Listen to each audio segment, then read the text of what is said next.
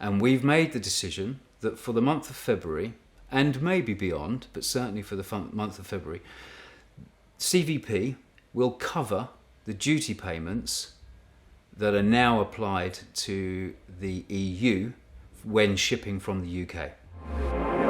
CineD, your digital cinema tech resource. Welcome everybody to this CineD video. This is a special one. I'm talking to John from CVP. How are you? I'm very well, thank you, Nino. Thank you for arranging this for me. It's great. Of course. We wanted to get in touch with you guys because you've been a long-term partner of CineD, even in our Cinema 5D days, which were not so long ago. And obviously, a lot has happened over 2020. A lot has happened in the world. A lot has happened in the UK, where you guys are situated. So what were the challenges that you were facing in the last year or so? Well, let's rewind a year, shall we? So this time last year, we were just finishing the BSC show, and it was fantastic. Everybody was very, very optimistic and motivated, and there was just an enormous amount of production happening globally, really. And then obviously COVID happened, and everything shut down, and we all looked at each other and went, wow, this is going to be an interesting time. However, whilst nobody wanted this, and I still wouldn't have wished it upon any of us, what it did present us with was an opportunity to stop and actually take stock and look at what we do and almost hit kind of the big reset button and say, right, okay, is everything that we're doing right? And do we have the opportunity to improve? So yeah, we looked at doing, providing online demos and trying to keep our events flowing. You know, we have the Newman Street and the Charlotte Street offices, which were doing fantastic with us, for us. And all of a sudden we weren't allowed to be in front of our customers. So we started the common room and we're doing events online. And also it gave us the opportunity to, like I say, literally take stock. We have a vast fleet of demonstration equipment, for example, and our team of technical consultants have been saying to me for years, right, we need to stop doing demonstrations. No more demonstrations for a couple of months, take stock of everything, make sure that it works, review some of the processes and how we monitor our equipment, and then we can go again. Now, that was never a feasible opportunity until now. So we changed a lot of that, and it really gave us the opportunity to stop, look internally at our processes and say, okay, is this the best practice? And are we doing the best thing for our customers? You know, we had to rely on all of our staff and all of the guys and girls that work for CVP to just get on with it. Work from home, get on with it. Nobody's looking after you. We trust you to do the job. And I have to say, everybody has been phenomenal.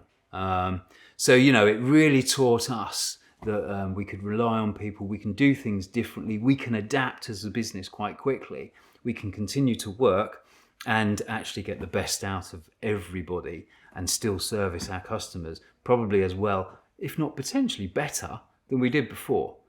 But there's another huge thing that was forced upon you guys. You know, the rest of the world is still dealing with coronavirus. Of course, you guys are in a difficult, the UK is in a difficult situation as well with regards to COVID-19. As are most European countries right now.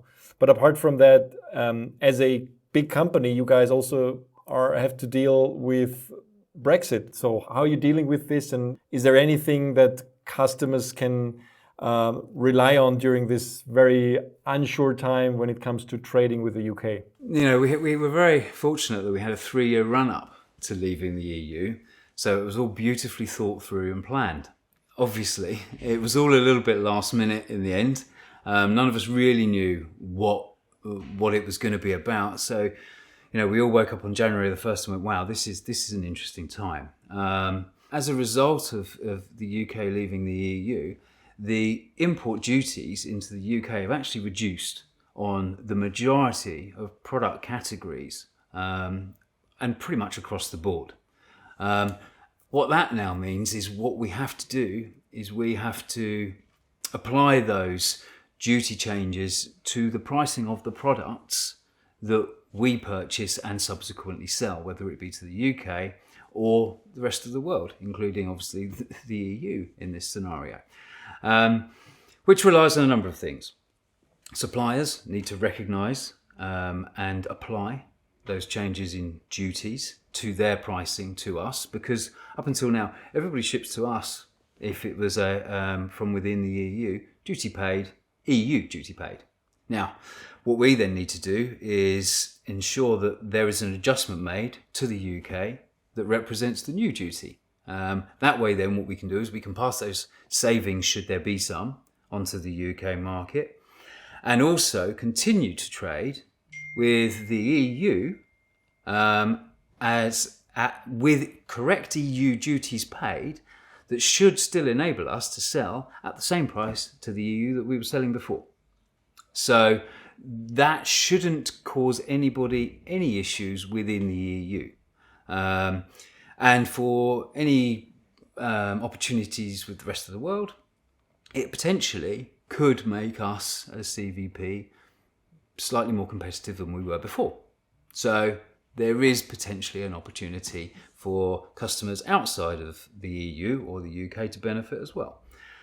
In addition to that, there is the challenge where when we were trading before on the 31st of January, we could ship a product from the UK into the EU to a EU VAT registered customer without charging VAT.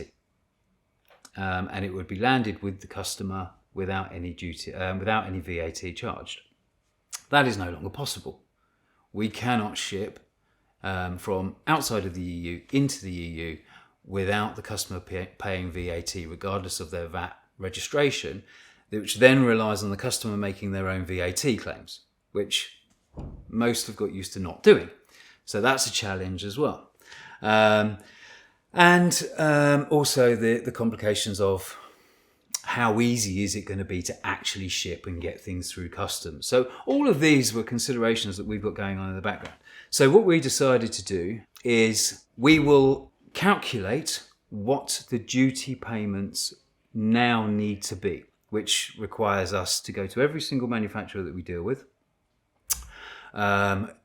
acquire from them the commodity code that relates to the particular product they want to purchase. Alongside that, the country of origin of that particular product. And from those two things, we can calculate exactly what the duty is that relates to that product being imported into that country.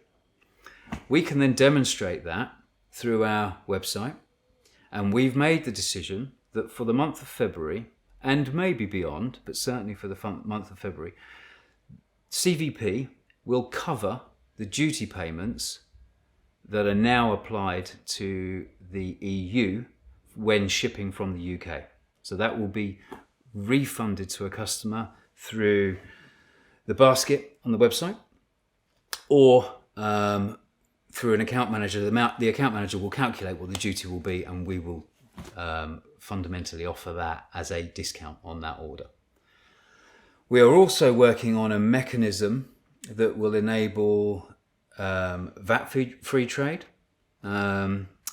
which I'm hoping will be up and running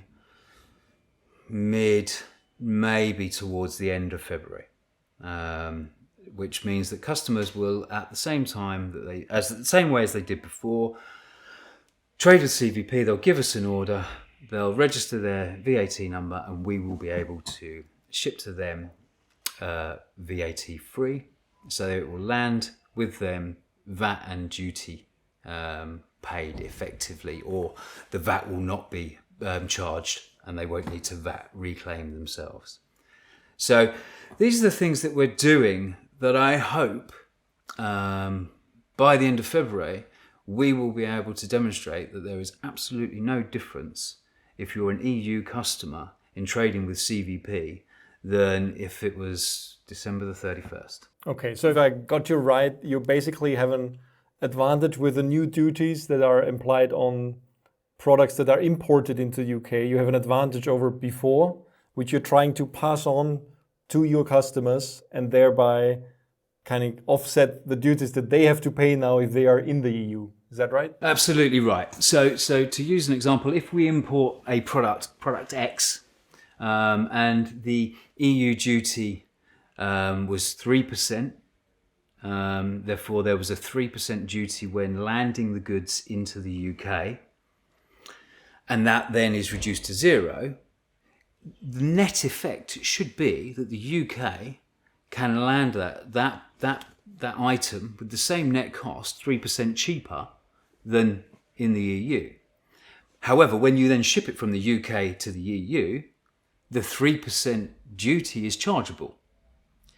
Now, in a perfect world, the product that I bought on the 31st of December would now be 3% cheaper. So I can advertise it 3% cheaper in the UK, I can ship it then into the EU, and the 3% duty that's paid then means that everybody is still paying the same price that they were before. So, or certainly our EU friends are still paying the same price that they were before. Unfortunately, it doesn't wash through as quickly as that, and we are falling behind a little bit with suppliers who really are struggling with how to do this now for the UK market, who have been very, very used to trading with us as a member of the EU, and now saying, okay, we don't really know how this is going to pan out. However, for CVP to ship into the EU, those rules apply day one. They don't look at CVP and say, oh, it doesn't matter because you're still paying a little bit more. Therefore, don't worry about it. Your customers won't need to pay it. Customers will still need to pay that. Therefore, we are going to be covering that cost, certainly until the end of February, if not beyond. Like for the month of February, you say you cover all the duties that are imposed on orders from outside the UK, from within the EU. But would people actually see what they end up paying in their shopping basket? Or is there something that will be added on top of that from duties afterwards? The best thing any customer can do is put lots and lots of goods in their basket and then see what happens. But the truth is, yes, we're being as transparent as we can be and demonstrating all of the fees and duties at the point where items are entered into the basket, so that any customer within the EU can put their country of destination and it will show you the correct duties and correct VAT rates and give you the option to either prepay all of that, so send the entire payment for the duty and VAT up front, and we will ship it to you and it will clear customs and it will just arrive at your door as it would have done previously, or pay it yourself.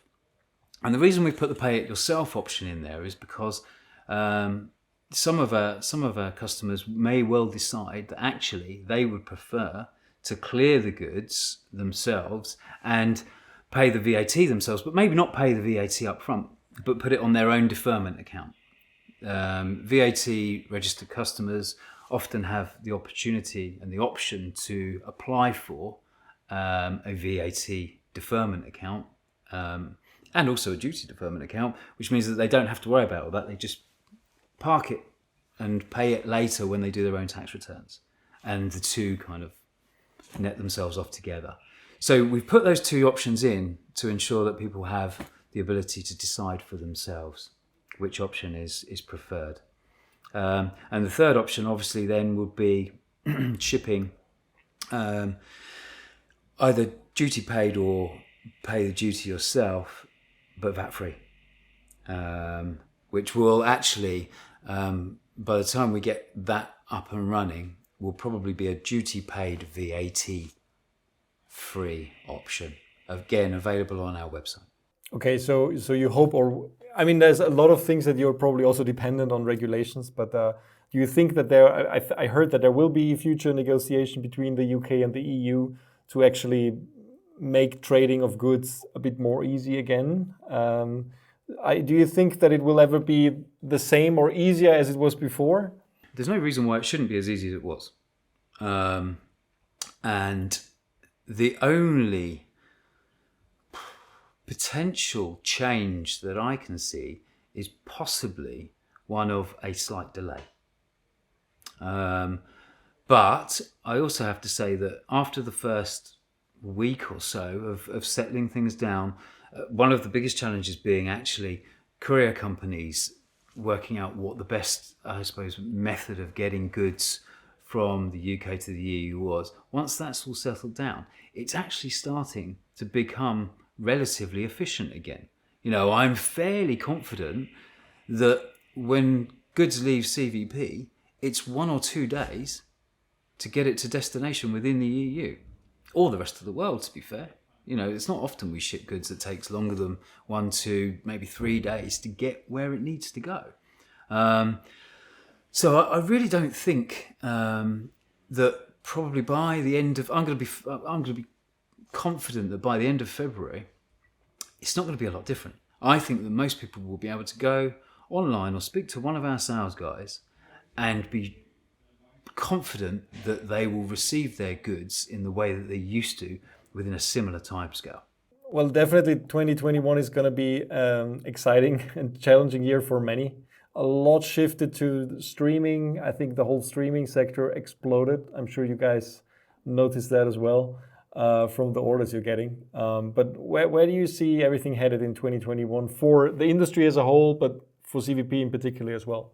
Yes, we recognised there was a lot of demand for streaming solutions, and what we've subsequently done is built a lot of streaming solutions, or pre-built, if you like, a lot of streaming solutions around customer-specific needs, so more around the application and things like that. So there'll be a lot of solution-type stuff, I think, arriving on the website, and I think what you'll see is a little bit more personality coming from the website. We're a company that tries to be as personal as it can be, but that's sometimes quite difficult when you look at the website.